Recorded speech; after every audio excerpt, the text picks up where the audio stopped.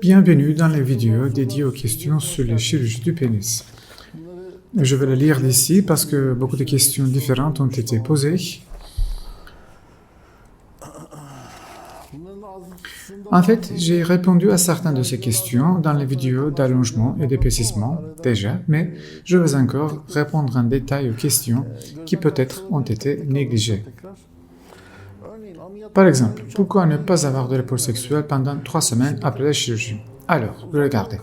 Nous faisons des injections de graisse dans la chirurgie d'allongement et d'épaississement. La graisse injectée est censée se transformer en tissu fibreux en 3 semaines. Les cellules adipeuses doivent donc mourir. Pour cela, la graisse doit également rester immobile. S'il y a des mouvements sur le pénis, alors que le tissu adipeux est encore gras, s'il y a un mouvement de va-et-vient, les cellules adipeuses se mélangent dans le sang et disparaissent. La perte graisseuse serait importante. Mais après que la graisse s'est transformée en tissu fibreux, donc après 3 semaines, elle ne pénètre plus dans la circulation sanguine, même s'il y a un mouvement, ce qui réduit la résorption. C'est pourquoi vous ne devriez pas avoir de relations sexuelles pendant les 3 premières semaines. Je le dis très clairement parce que nous avons eu des biopsies des patients. La graisse injectée ne reste pas telle qu'elle est, elle se transforme en tissu fibreux. Les cellules adipeuses meurent. Après la mort des cellules graisseuses, la pulpe restante se transforme en tissu fibreux. Vous me comprenez? C'est-à-dire que les cellules perdent du liquide, se dessèchent, ça provoque déjà une perte de volume. Après que la graisse s'est transformée en tissu fibreux, il y reste sous forme de tissu dur comme du caoutchouc et persiste pendant de nombreuses années. D'où la perte de volume qui se produit au début. Le tissu adipeux perd de volume en raison du fait que les cellules graisseuses perdent du liquide et se transforment en tissu fibreux. Une autre question posée est la suivante. Les résultats de ces chirurgies sont-ils permanents? Je veux dire, tout le monde veut que ce soit permanent, que le résultat reste à vie. Mais y a-t-il une chirurgie permanente? Je veux dire, des opérations avec des résultats permanents.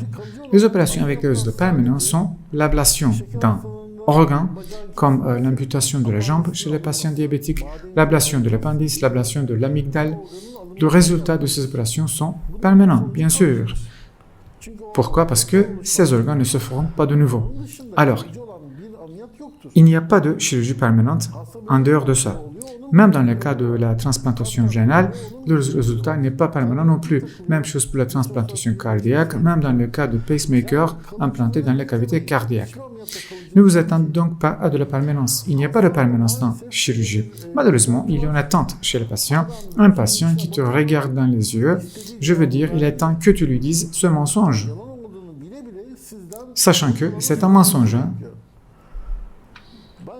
Il veut que je lui dise qu'on fait l'allongement sans sectionner le ligament suspenseur, que le résultat soit durable, il sera pour la vie.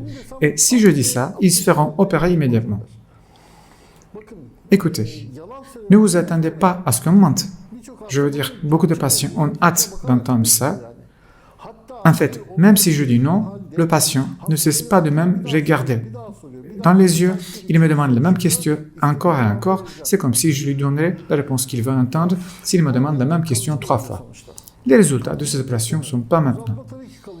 L'allongement est bien sûr permanent car on sectionne le tissu conjonctif et on fait glisser le pénis vers l'extérieur, mais pour l'épaississement, le tissu adipeux ne persiste pas à vie, il se résorbe après un certain temps. Alors quand il se résorbe après 3 ans, après 6 ans, mais vous devrez le refaire à l'avenir. C'est très clair. Une autre question posée. Malheureusement, c'est une question très ridicule. Ils disent « Faites-vous des injections de produits de complément pour traiter l'éjaculation précoce dans le gland du pénis ?» Et je dis « Mais qu'est-ce que c'est que ça ?» Il n'y a rien de tel. Le traitement de l'éjaculation précoce avec injection de produits de complément dans le pénis n'existe qu'en Turquie, dans la planète. C'est un truc totalement inventé par les Turcs. Il n'y a pas de tel traitement. Malheureusement, je pense que la source de cette rumeur est mon site web. Je veux dire, je le regrette vraiment. J'ai publié un article sur mon site web il y a des années. Ils ont agrandi le pénis dans une opération, ils ont injecté un produit de complément. Cet article ne parle pas d'un remède contre l'éjaculation précoce. Dans cet article, il est écrit que l'agrandissement du pénis a été réalisé par l'injection d'un produit de complément. Ils ont écrit un tel article, cela m'a semblé intéressant il y a des années. Ils ont publié l'article entier sur Internet avec les photos, etc. J'ai donc mis le lien sur ma page. parce que cela m'a semblé assez intéressant. Mais personne n'a dit que l'éjaculation précoce a été traitée par l'injection de produits de complément. De toute façon, je pense qu'il n'y a pas une méthode menée sur ce sujet. Il est nécessaire de ne rien injecter dans le pénis, dans le gland du pénis. Et qu'est-ce que les mal intentionnés parmi nous ont fait? Ils ont réfléchi comment pouvons-nous gagner de l'argent de cela, et c'est en disant qu'ils engourdissent le gland du pénis pour traiter l'éjaculation précoce. Bon, ne dites pas n'importe quoi. Celui qui opère est ridicule et celui qui se fait opérer est aussi ridicule. Le traitement de l'éjaculation précoce est en psychiatrie. Que dit d'argument? Ça passera après le mariage. L'éjaculation précoce s'améliore avec des rapports sexuels réguliers. Mais il n'existe pas de traitement de ce type. C'est-à-dire un traitement avec un produit de complément ou une méthode chirurgicale. Alors n'inventez pas les choses. Les patients qui l'ont subi disent également qu'ils n'ont vu aucun avantage. Bien sûr, après un certain temps, ce produit de complément se disperse. D'autant plus que les gens ne réalisent toujours pas à quel point il est dangereux de se faire injecter quoi que ce soit dans la tête du pénis. Le gland du pénis n'a pas de peau séparée. Il s'agit d'une structure vasculaire. Le gland du pénis est une veine en forme d'éponge. Et que se passe-t-il lorsque vous y injectez quelque chose? Elle sera bouchée. Le produit de complément se résorbe et se disperse un peu de temps, mais malheureusement, un de nos amis a injecté de la graisse à un patient en Turquie, dans le gland du pénis. Ils m'ont consulté à ce sujet plus tard. Je ne veux pas parler du résultat de l'opération parce que c'est une catastrophe. N'injectez rien dans le gland du pénis. Ne vous laissez pas berner par ces méthodes ridicules. Il n'y a aucun traitement contre l'éjaculation précoce. Vous aurez des ennuis, vous le regretterez, je vous le dis. Ce sont vraiment des conneries. Le traitement de l'éjaculation précoce est le rapport sexuel régulier, le mariage et, deuxièmement, bien sûr, la psychothérapie. Si la situation ne s'améliore pas avec le mariage, vous devez aller chez le psychiatre. Tout est dans la tête. C'est aussi simple que ça. On me demande comment la peau s'adapte à l'agrandissement du pénis. Bon, lorsque nous étirons le pénis, la peau de la face dorsale ne suffit pas. Il n'y a pas de problème avec la peau de la face inférieure parce que cette peau est associée au scrotum, ce tissu-lâche permet au pénis de s'allonger. Mais la peau sur la face supérieure ne le permet pas. Nous devons donc effectuer une plastie en Z ou une plastie en VY pour allonger la peau. Ce n'est pas si facile pour vous de comprendre cela parce qu'on ne laisse pas faire cette opération en tant qu'assistant. On commence à le faire la 3e année. La logique de cette opération n'est pas facile à saisir, mais je l'explique brièvement aux patients de cette façon. Disons que la distance d'ici à ici est de 10 cm. Si nous voulons allonger cette distance, nous devons l'étendre pour que cette peau soit la peau aux bases du pénis. Vous faites des triangles réciproques et les insérez dedans. Et ça fait combien? 10 cm devient 20 cm. Mais que se passe-t-il? Regardez le mouvement de mes mains. Le côté droit s'approche du côté gauche. Le côté gauche s'approche du côté droit, c'est-à-dire utiliser l'élasticité de la peau des deux côtés et la donner à la longueur. La plastie en Z, c'est ça. Donc, sans rien ajouter de l'extérieur, puisque nous dirigeons l'élasticité de la peau vers la longueur, la peau de la face dorsale du pénis s'y adapte.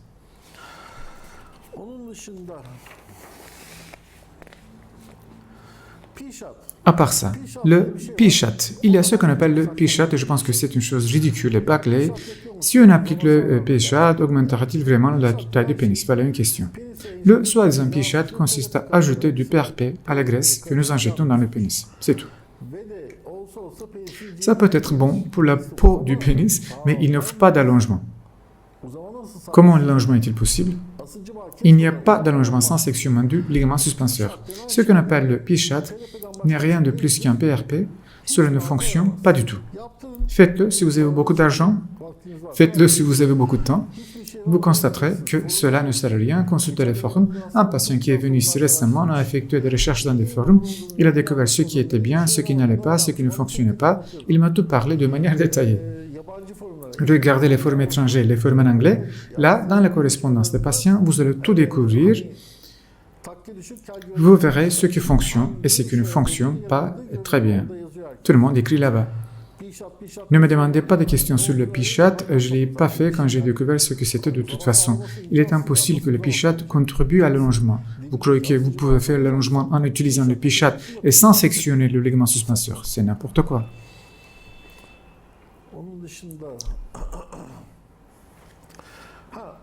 Bon, l'un des patients a vu les photos de l'opération quand il s'est présenté à la clinique. Nous lui avons montré les résultats avant et après. Il m'a posé une question très intéressante. Il a dit, « Docteur, dans quel milieu prenez-vous ces photos ?» Vous savez, dans la chaleur, le pénis se détend, il peut sembler plus long. C'est une bonne question, une question logique en fait. Nous prenons toutes les photos au début et à la fin de l'opération dans la salle d'opération. Les patients ne viennent généralement pas beaucoup à la clinique. Bien qu'ils viennent, ils viennent pour une deuxième injection de graisse. Après tout, nous les appelons pour la deuxième fois. Nous prenons toutes les photos au bloc opératoire dans un milieu froid au début et à la fin de l'opération. Il est important que l'environnement soit froid car les blocs opératoires sont maintenus à une température basse, bien sûr. La climatisation fonctionne en continu en été comme en hiver. Le milieu est maintenant au froid afin de ralentir le métabolisme et les saignements chez les patients. C'est pourquoi toutes les photos sont prises dans presque le même milieu. Donc, on prend des photos dans un milieu froid au bloc opératoire, on les prend toujours sous le même éclairage, l'éclairage de la salle d'opération. C'est le seul milieu où on prend les photos. Alors, ne pensez pas que c'est un jeu de lumière, que les photos ont été prises dans un milieu surchauffé, que le pénis a l'air allongé, parce que, comme je l'ai dit, on ne fait pas ce genre de choses. À part ça, un patient a demandé quelque chose de très intéressant, j'ai gardé, c'est vraiment important.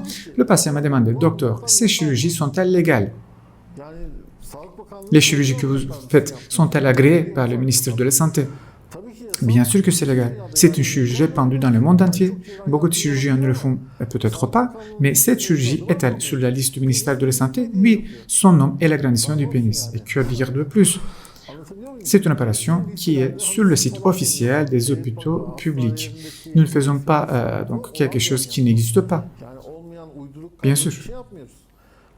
C'est déjà dans les livres classiques. La technique a été décrite. Ce sont des choses qui ont été faites dans le monde depuis des décennies. Peut-être que ce n'est pas 100 ans, mais ça fait 60 ans, 70 ans, je ne sais pas. Comme je l'ai dit, ce n'est pas quelque chose de bidon, ce n'est pas quelque chose que nous avons inventé qui n'existe nulle part ailleurs. C'est une opération classique. Et nous faisons cette opération classique avec de petites modifications, je vous en ai parlé. Une question qui est toujours posée, j'ai répondu dans une vidéo, mais permettez-moi d'y répondre encore une fois. Un patient est décédé lors de cette opération, bien qu'il est censé être sans risque. Je pensais qu'il n'y aurait pas de complications. Ah oui, une personne est décédée, oui, à cause de cette opération. Le risque de décès était donc nul jusqu'à la mort de cette opération. Alors, que dire de plus? La cause du décès de cette personne est l'embolie graisseuse. Ils ont injecté du tissu adipeux dans la veine lors de l'injection de graisse pour l'épaississement du pénis. L'homme est mort d'une embolie, donc la cause n'était pas l'agrandissement. Ils ont probablement injecté la graisse avec une seringue avec aiguille. Si vous le faites avec une seringue, la pointe de l'aiguille est pointue. Si elle perce une veine, ça entraîne l'obstruction de la veine par la graisse. La technique est fausse donc. Normalement, nous faisons toutes les injections de graisse avec une canule. Une canule, c'est un tube avec une extrémité ronde et fermée. D'où sort-elle la graisse? Il y a un petit trou sur le bord, sur le côté. À partir de là, la graisse en coule. C'est-à-dire que lorsque nous insérons la canule, elle ne perce pas les veines, elle n'y pénètre pas, sa pointe est fermée et elle est ronde de toute façon, qui ressemble à une balle. La graisse est injectée à travers le trou à côté. Il n'y a donc aucun risque de percer une veine ou quelque chose comme ça. Nous sommes très à l'aise avec cette chirurgie. Alors, ils ont probablement utilisé une aiguille pour injecter la graisse, ce qui a provoqué la perforation de la veine, et c'était la cause de décès de ce patient dans ce cas. Il n'est pas juste lié à l'agrandissement du pénis. La technique était complètement fausse dans ce cas, c'est-à-dire que la personne qui a effectué l'opération ne l'a pas fait correctement. Le risque de décès est nul si vous effectuez ces opérations selon sa technique, donc c'est impossible. Si vous injectez de la graisse dans la veine, et pour cela, vous devez utiliser une aiguille. Je ne veux pas d'autre explication. De plus, il y a ceci. Combien d'interventions chirurgicales y a-t-il dans le monde où une seule personne est décédée? Ce que je veux dire, qu'il y a un certain nombre de décès dans chaque opération chirurgicale. Il y a beaucoup de décès même dans l'ablation chirurgicale des amygdales. La même chose pour la chirurgie de lifting de visage et la liposuction aussi. Donc, vous parlez d'une opération dont le nombre de décès est 1 jusqu'au présent. Si nous ne pouvons pas dire que c'est sans risque, alors que pouvons-nous dire? Ce sont des opérations très sûres, n'ayez pas peur. Le mort du patient a été complètement dû à une erreur technique, due à une mauvaise application. Sinon, on me demande si le gland du pénis reste petit pendant l'épaississement. Alors, regardez, nous avions l'habitude d'injecter 70-80 cc de graisse, une très grande quantité. À cette époque, le gland du pénis restait vraiment petit. Cela donnait une image un peu absurde. Mais plus tard, nous avons également découvert qu'injecter 70-80 cc de liquide cause déjà des troubles d'érection. Cela nous est arrivé. J'ai expliqué cela dans les vidéos d'épaississement. Depuis, nous avons réduit la quantité à 60 cc, voire 50 cc dans certains cas. Les injections de 50-60 cc de graisse rendent le pénis assez épais. Le patient est satisfait, son partenaire est satisfait aussi. Il n'y aura pas une grande différence entre le gland et le corps du pénis qui crée cette apparence absurde. C'est pourquoi faire une injection de produits de complément dans le pénis en essayant de l'épaissir n'est pas juste. Parce que ce n'est pas bien de rendre le corps du pénis si épais de toute façon. Cela rend l'érection difficile. Alors, ne vous demandez pas si le gland du pénis restera petit. Si 50-66 degrés sont injectés dans le corps du pénis, l'apparence ne serait pas aussi absurde.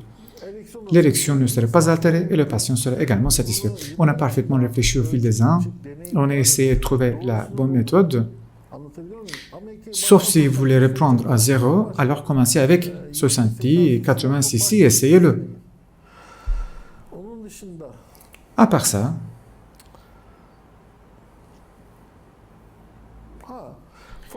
il y a des cliniques qui garantissent un allongement de 5 cm. Ils mettent même des photos sur le site web. Le patient m'a envoyé une photo, c'est vraiment comme s'ils avaient mis deux pénis l'un sur l'autre, bout à bout. Un allongement fou. Si vous le croyez, alors faites-vous opérer, d'accord? Mais, s'ils ne peuvent pas fournir l'allongement sous cette photo, qu'ils la garantissent, alors intentez des poursuites à ce sujet. C'est vraiment de l'arnaque. Rien de plus. En d'autres termes, il y a des limites à cette opération. Je vous ai déjà dit ce qu'il faut pour réussir l'opération. Il est nécessaire de ramener les attentes du patient à des niveaux acceptables. Si le patient s'attend à un allongement de 10 cm, il ne serait pas satisfait quoi que vous fassiez, car il n'y aura pas d'allongement de 10 cm. Vous devez maintenir les attentes du patient à un niveau raisonnable et lui tout expliquer. Vous devez bien indiquer au patient les limites de l'opération clairement et honnêtement.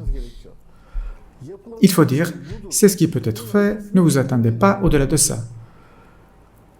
Si vous donnez de telles garanties et si vous bernez les patients avec des arnaques de Photoshop, ce patient ne serait certainement pas satisfait. Car de cette façon, les attentes du patient deviennent de plus en plus élevées. Après cela, même si vous réussissiez l'opération, il y aura un allongement de 2 ou 3 cm. Donc même si vous le faisiez, le patient ne serait pas satisfait. Jamais.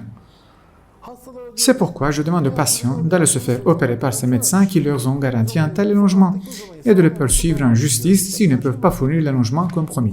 C'est ce que vous devez faire. Si le médecin ne tient pas ses promesses, alors il mérite la poursuite judiciaire. Donc, je ne veux pas mettre le médecin dans une situation difficile, mais s'il exagère autant, donne des garanties, etc., et on peut réaliser un allongement de 5 cm sans sectionner le ligament, alors il le mérite. Il mérite le procès judiciaire. À part ça,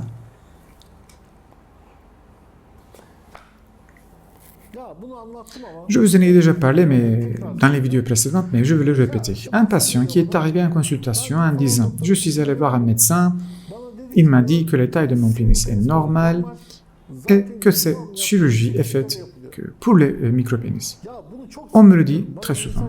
Il m'envoie des messages. Si vous ne connaissez pas la chirurgie, si vous ne l'avez jamais pratiquée, au moins ne le dites pas. C'est vraiment ridicule. Ils ont dit 2 phrases, les 2 sont fausses. Écoutez, le patient ne vient pas vous consulter parce que son pénis soit petit. Le patient vient parce qu'il veut agrandir davantage son pénis. Ce n'est pas différent d'une femme qui veut avoir une augmentation mammaire, c'est la même chose. Dites-vous à la femme qui est venue pour une augmentation mammaire que la taille de ses seins est normale? C'est inutile. Ce serait quelque chose de ridicule à faire. Le patient est venu pour un agrandissement du pénis, donc comment pouvez-vous dire non? 99% des patients viennent pour cette raison. Ils veulent que leur pénis soit plus grand. C'est pourquoi il est super ridicule de dire qu'il n'en a pas besoin. Le pénis du patient mesure 18 cm, 20 cm même. Mais il veut qu'il soit plus grand. Et c'est faisable. Donc, il n'y a rien de plus absurde que de refuser le patient. Cette phrase est fausse.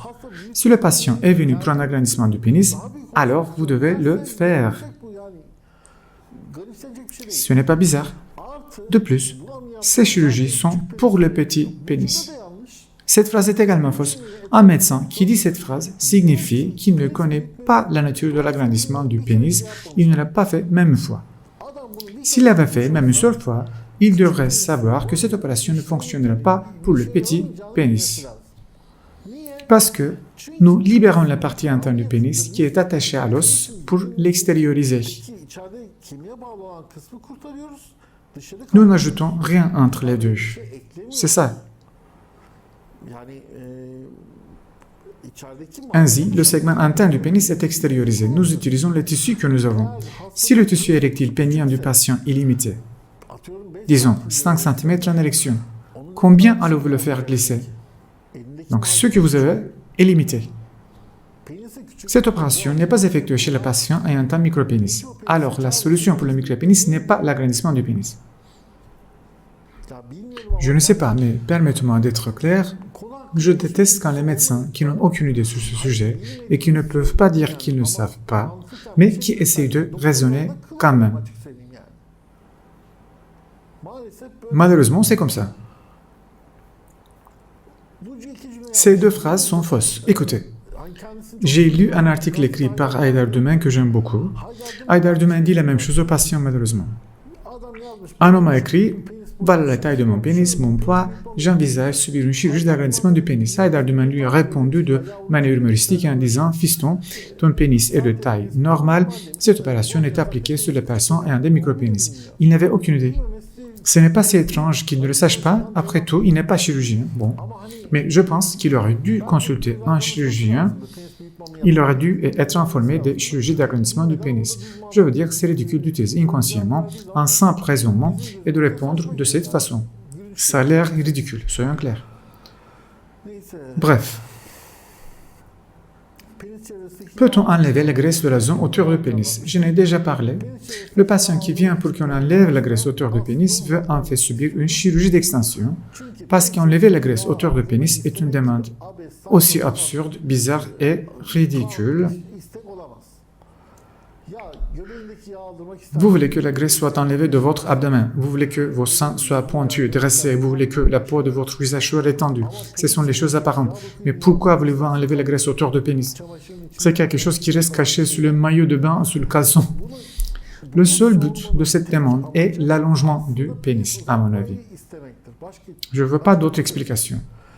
Tous les patients que j'ai rencontrés, sans exception, m'ont admis qu'ils étaient venus pour l'allongement du pénis.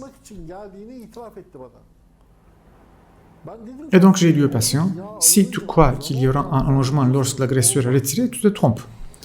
Tu serais dessus. Tu te ferais opérer pour rien. La liposuction ne peut-elle pas être pratiquée sur cette zone? Mais venez pas me dire qu'il n'y a pas d'allongement car ce n'est pas une méthode d'allongement du pénis. C'est intéressant. Certains patients ont peur de le dire ouvertement. Ils viennent chez le médecin en disant qu'ils veulent enlever la graisse autour du pénis.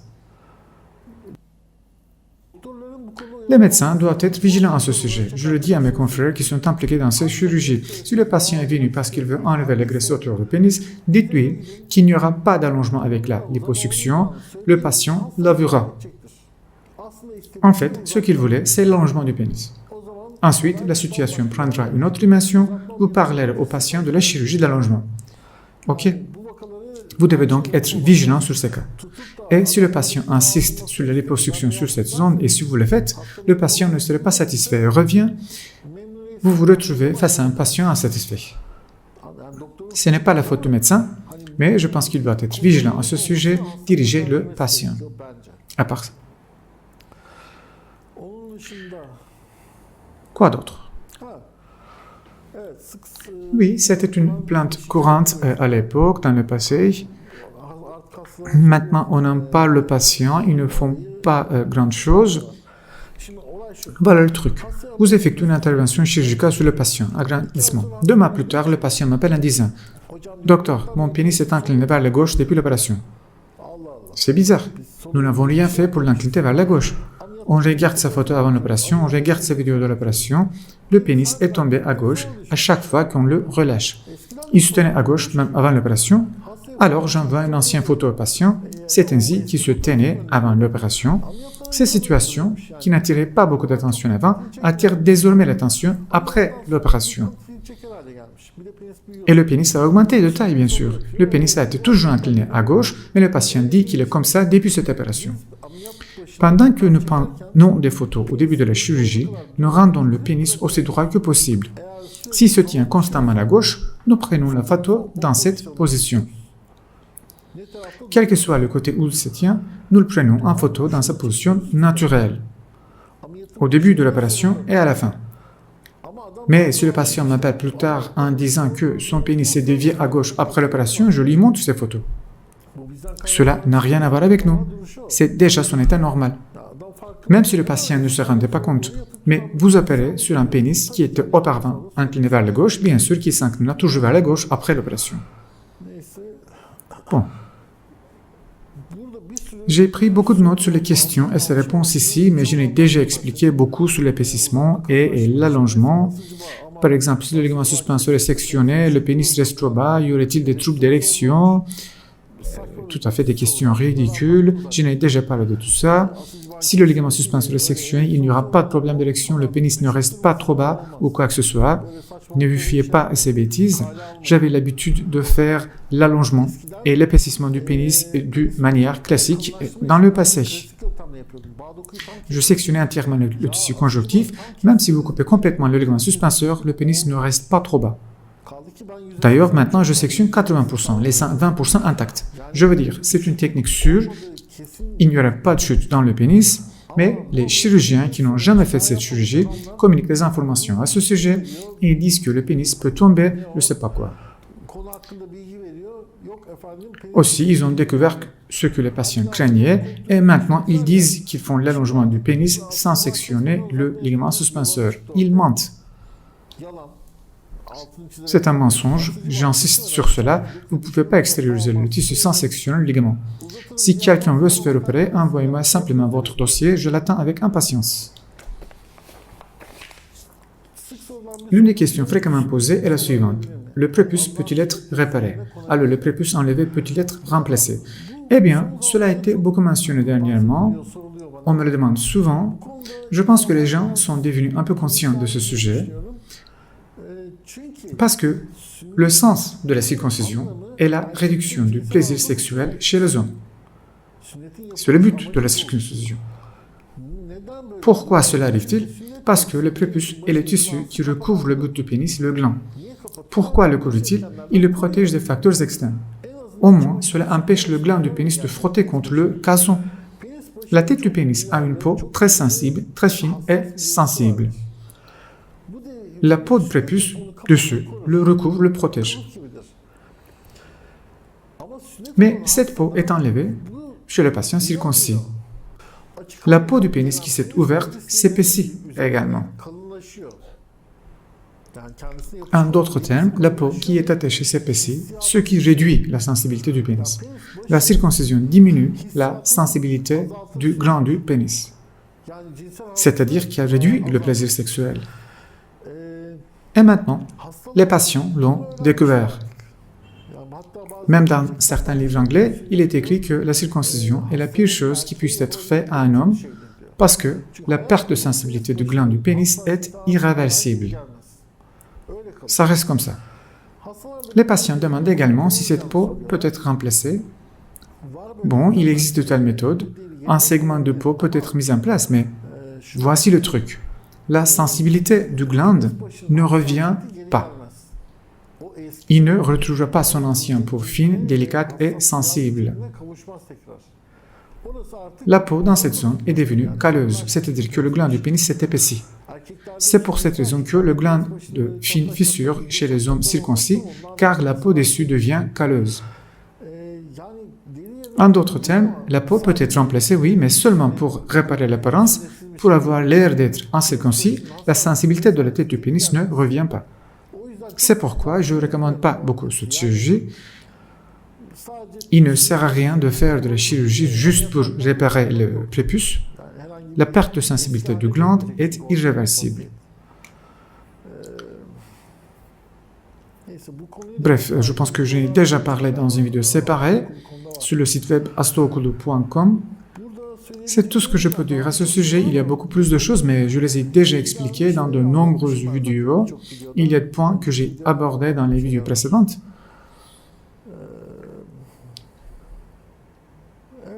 Oui, je vous ai dit tout à ce sujet. C'est tout ce que j'ai noté, ça ne sert à rien de le répéter. Tout ce que j'ai à vous dire sur l'allongement et l'épaississement est déjà dans les vidéos. Cependant, si vous avez des questions sur ces problèmes, envoyez-moi un message. Vous verrez à la fin de la vidéo mon adresse et mon numéro de téléphone. J'essaierai de vous aider avec tout. Il y a un ou deux sites web que j'ai préparés sur ce sujet qui ne sont pas encore terminés. J'y mettrai ces vidéos quand ils seront terminés.